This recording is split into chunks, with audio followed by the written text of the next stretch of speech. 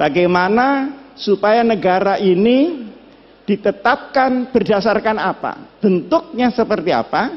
Ada yang minta Pancasila tetap, ada yang minta Islam, dan ada yang minta sosiodemokrasi. Ribet di situ, tidak putus. Artinya dengan pendekatan politik pun juga mentok.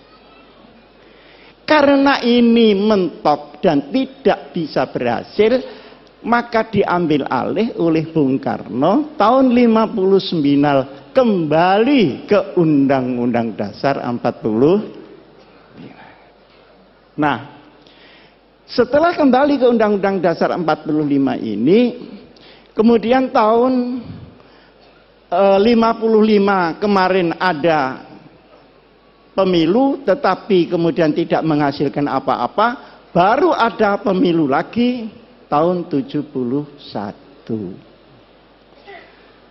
Tahun 71 orang Islam semua jadi satu, Pak.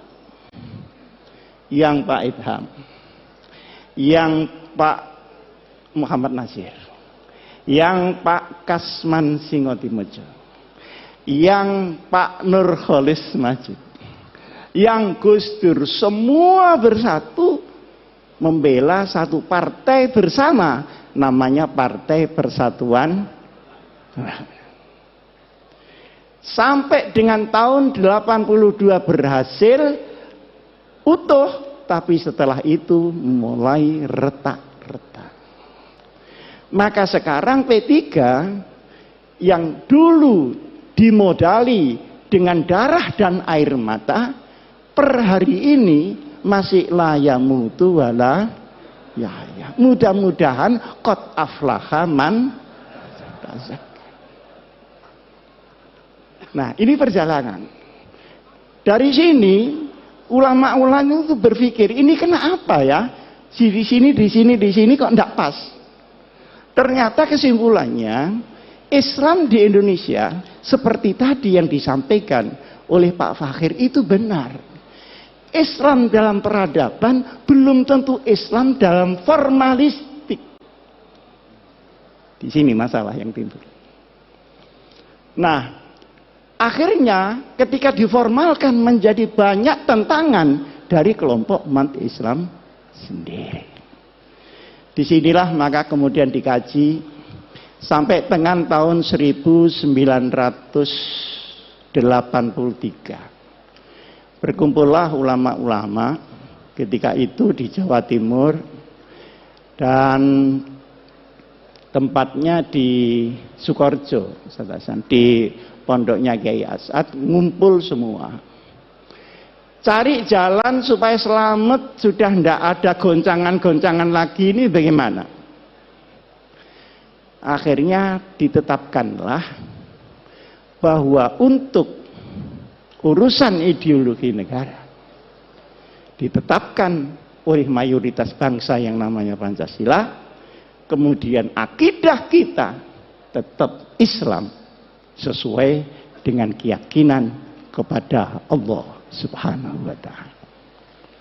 Ini baru selesai tahun 84. Pendekarnya ketika itu mungkin banyak orang tidak tahu. Pendekarnya adalah seorang ulama namanya Kiai Haji Ahmad Siddiq. Beliau putra dari Kiai Siddiq.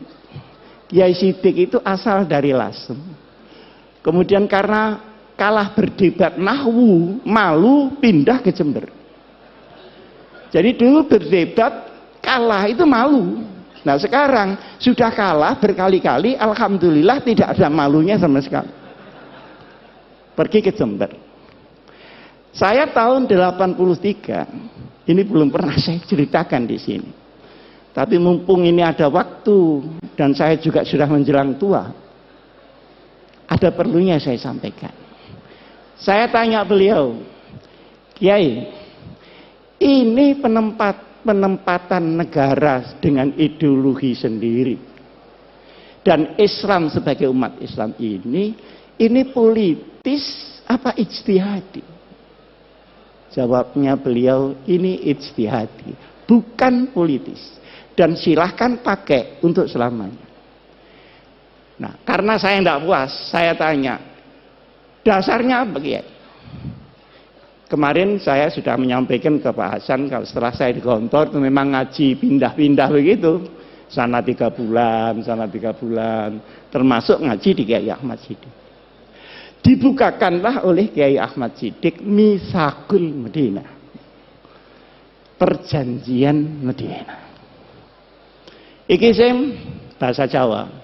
Iki si sadurunge kowe takon waca dhisik iki. Mitsaqul Madinah.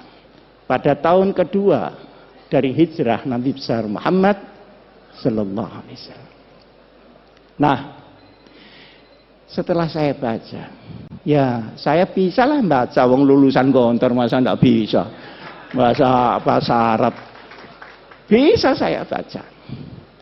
Komentar saya, subhanallah, ini adalah piagam yang paling orisinil untuk demokrasi dan kemanusiaan.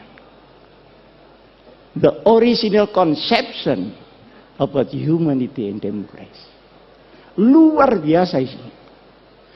Ketika itu saya membaca, tidak saya apalkan karena memang bukan mahfudot. Tapi saya masih ingat poin-poinnya. Poin yang pertama, ukhuwah bainal muslimin. Oh, kenapa ya kok tidak ukhuwah Islamiyah ya? Ternyata kalau Islamiyah itu mesti ukhuwah Pak Fakir. Yang ruwet ini kan musliminnya. Khutbahnya waqtasimu, keluar masjid watafar. Di dalam kita wiridan, di keluar kita ganti sandal baru, kan begitu. Jadi yang ruwet ini musliminnya. Di situ diterangkan untuk urusan-urusan yang furu'iyah sudahlah na'amaluna walakum na'malu. Untuk yang usul ini kalau ada perbedaan harus dibicarakan di antara para ulama.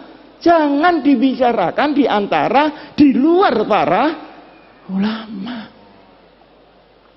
Nah sekarang enggak. Ada anak Ansor sama pemuda Muhammadiyah ribut soal tahlil. Ini nyampe apa enggak ke yang mati?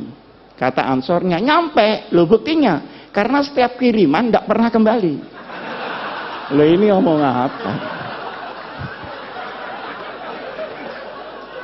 Pak, ya pemuda Muhammadiyahnya ini kan enggak terima. Mana tanda buktinya? Nah kalau diserahkan bangsa begini ini Pak, innalillahi wa inna ilaihi raji'un.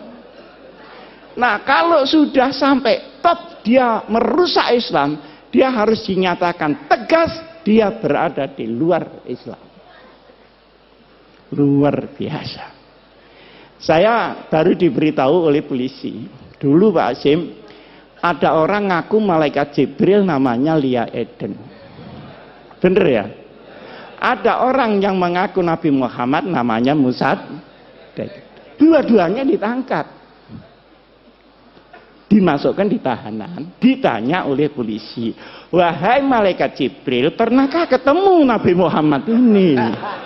Ternyata belum pernah ketemu dua orang.